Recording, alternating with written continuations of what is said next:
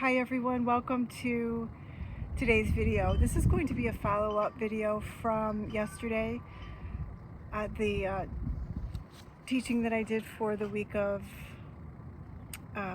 February 24th. And but before I start that, I'd like to say welcome to the channel. My name is Deborah, and if you're new, hello. Please like, share, and subscribe. I'd love for you to become a member of our tribe. So if this is your first time here, we do a Course in Miracles teaching. I bring in messages from the divine, and that's what I'm going to be talking about today. And also welcome back to all my current subscribers and whoever comes across this video. I really appreciate you. So hopefully you can hear me, because I'm not using those the headphone microphone. It was just too restricting. I felt like I just was too contained in my space. So, and I'm a free spirit, so that's not going to work for me. I'll have to figure something else out, but I'm not doing this live, so I'm hoping that the volume isn't going to be an issue. But yeah, Spirit, yesterday, if you haven't watched that video, I will link that in the description box so you can take a look at what I'm referring to. But I wanted to, it had a huge Egyptian vibe to it, and like I was drawn to bring in work with the prophecy stone. I was burning myrrh. So I just want to get into a little bit more about the symbols that was coming through, because a lot of times I'll get the downloads in that moment, but I won't necessarily know how they may resonate with the viewer until, you know, I've integrated the information. So I've done that. I've had a chance to do that. I worked with Spirit almost all night about the, what the guidance was. And so I'm going to start with I have some notes here, so it'll just be easier for me to keep track of, stay focused and on point, because there was a lot of information, and that's one of the reasons why I was not guided to do the commentary. I was prepared to do it. I had it. I prepared it, and I didn't print it. Well, now I know why, because all of the downloads that Spirit was giving me, I needed to focus on that instead of the commentary. So, but kind of backing up a little bit, waking up that morning, yesterday morning, I felt off as soon as I got up, and that's not very common for me. I don't usually wake up in that type of state of mind. And I thought, okay, well, I'm going to meditate, do the video, and it's going to, hopefully I'll be able to transmute whatever energy that was that I was feeling and bringing through. And that was one of the reasons why I was guided to use the prophecy stone, because I felt like during the video I was out of sorts. I was not grounded. I was distracted, and that's really what the prophecy stone helps you with. So possibly that is a message. I know, I'm not saying possibly, I know it's a message for somebody, whoever comes across this video. This information is meant for you. Maybe not all of it might resonate, but I know some of it may. And because I don't believe in any coincidences, and I've gotten confirmation from Spirit with regards to that. So let me just pull that information here. So what the properties of the prophecy stone are, I'll just run through a couple of them, and then possibly you may want to work with that stone for the week while you're doing this teaching for the week of for this week. So the properties of the prophecy stone.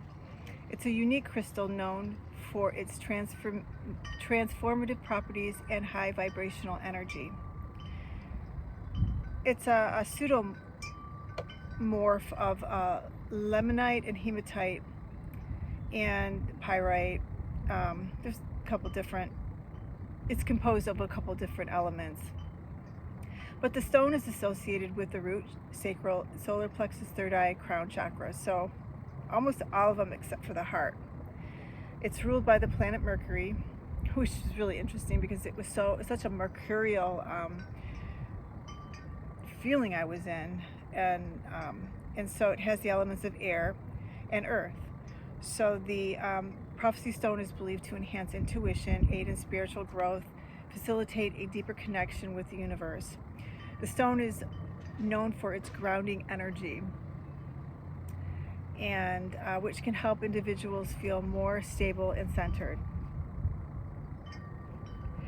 So it goes on. There's more information about the stone if you're interested, but I think that's probably the reason I was guided to use that stone for not only myself but for whomever comes across this video. So if you're interested in crystals and you like gemstones, then you like to work with them, then this might be a good crystal for you to get at this time, because we are, like I said, I think in the last video, we're at the end of March. We're going to be bringing in 2 solar eclipses in March.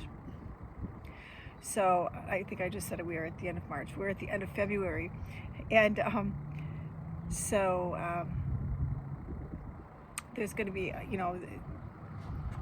you may need that to help you in some way, shape, or form. Okay, so that was the first. That kind of started out my day, and then I touched about the reason I didn't do the commentaries, because Spirit wanted me to bring through the downloads, and so the downloads are definitely important that I was bringing through. So I'll just run through the downloads, and then we can break them down one by one. So the first thing I brought through, like I said, it was a very heavy Egyptian vibe. So I was bringing through Sekhmet, Al-More, the Hamza symbol, and Shiva. So let's start with, so those may be symbols for you. They may be spirit guides. If any of these symbols or things that downloads that I touch upon can be that this is a specific message for you if these resonate with you. Not to say that they don't resonate, this message doesn't resonate for everybody, but you may want to pay special attention to the message that I'm bringing through in the light language that I did. So the first guide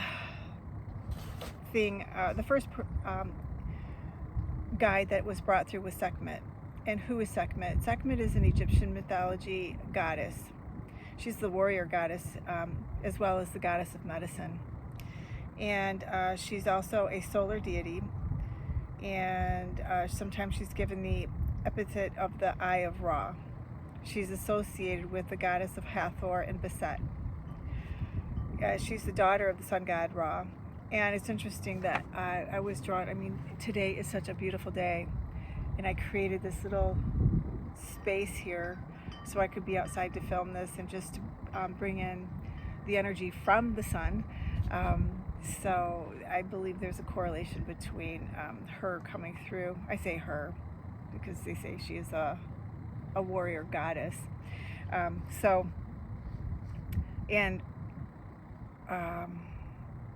Certainly there's a lot more. I don't want to make this video too long, so I'm just going to briefly touch on the symbols that I brought through, and then you can continue. If you're interested, or if any of this information is helpful, then maybe you could do some further research on that if you're not familiar with who they are. So that's Sekhmet. She was one of the ones that assisted us in bringing through the light language, along with the Holy Spirit, Joshua, and then the other person that I heard that helped assist us in the light language was Al-More. I thought I wasn't familiar. I've heard of El Mora, but I thought it was an Egyptian spirit. But actually, I was incorrect. He's an ascended master, and he's known for his great roles with the White Brotherhood or the White Lodge. He is considered the Kohan of the first ray, which is associated with the attributes of courage, certainty, power, forthrightness, self-reliance, dependability, faith, initiative. And according to the various spiritual texts, or Amora has been embodied as a historical figure such as King Arthur, Abraham, Thomas Becket, and Thomas More. And again, if you want to get further information on this particular Ascended Master, that might be helpful, because they could be one of your new spirit guides that you're working with. Obviously, he's one for me to bring that through to you. And let's see here. Okay, so then the symbols I got was the Hamza with the hand facing up, and Shiva's, and I called it a pitchfork. It's the only thing I could think of. I didn't know the actual name of what it was called, but I'll get into that in a minute. So the Hamza with the hand facing up is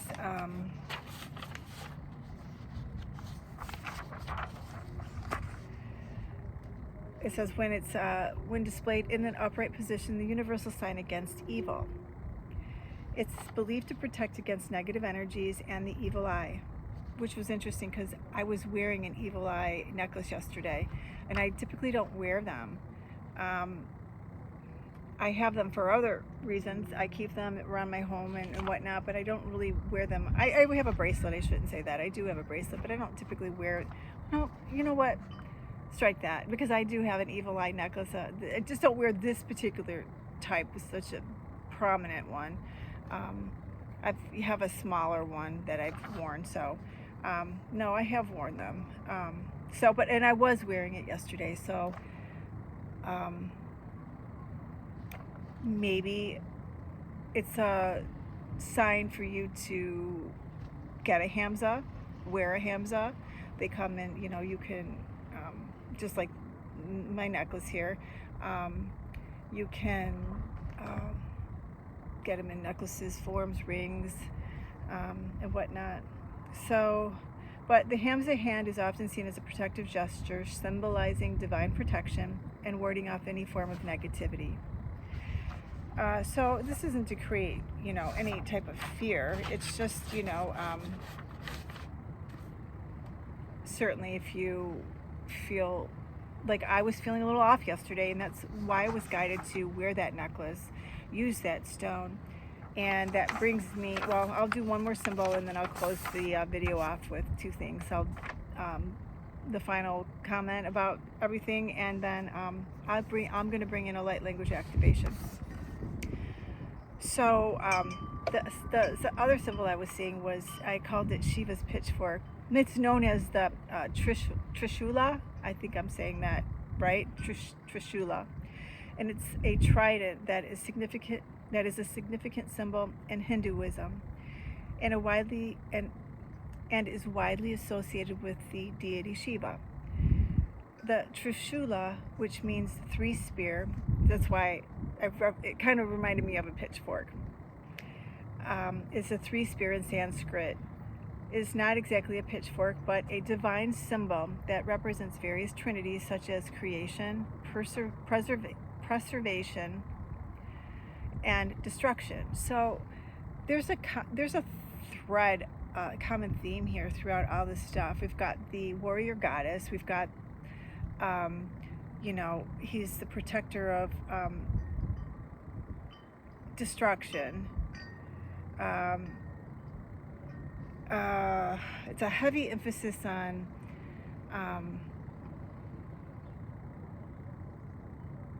I guess protection is the best way I can see it. But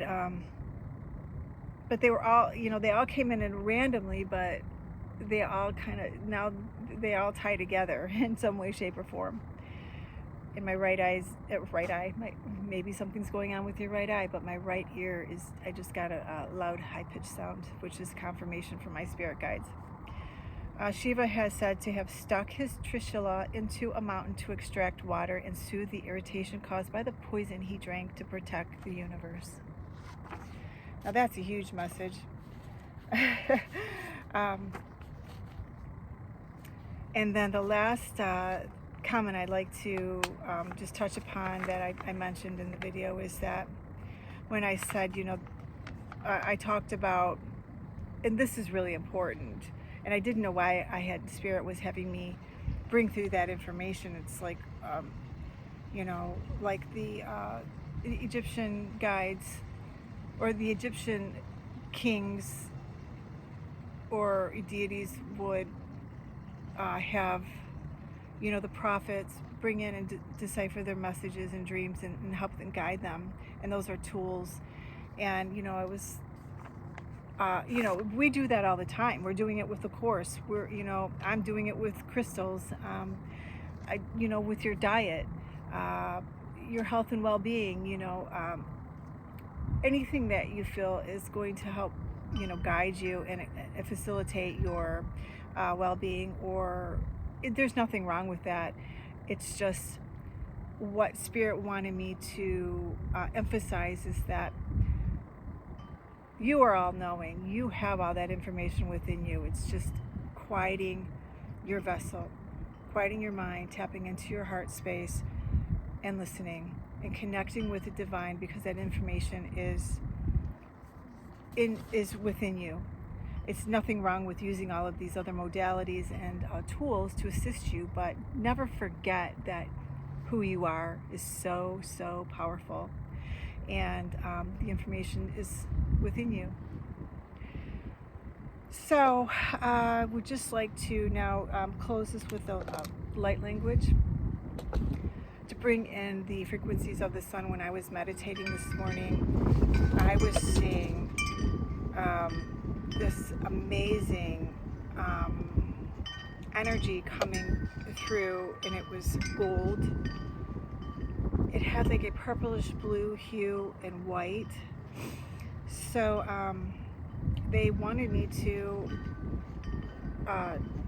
use this crystal to bring in the light language activation. So I just want to channel some of that energy down for you, because it is so refreshing to be out here in the fresh air and just feeling the warmth of the sun on my face.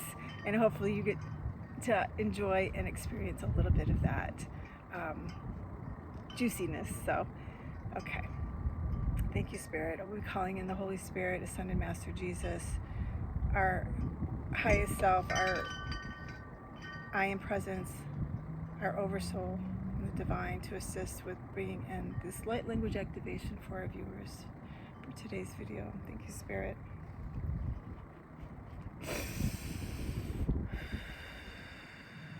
I am grounding in, I'm connecting to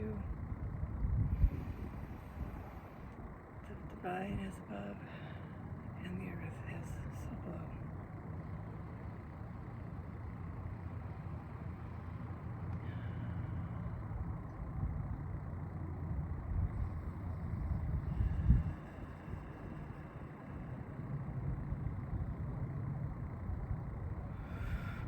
Iti jukuwa I pahe de bogo de oki wakiti okupai koto jakapai ko okiti jukupai pa jukupai to japai ti puruto toku itu okupai ti baje to toku tiu to pahi ko okuwahi ti o jakapa akatu kiti jikitu o apa he to okuwahi ti pajukutu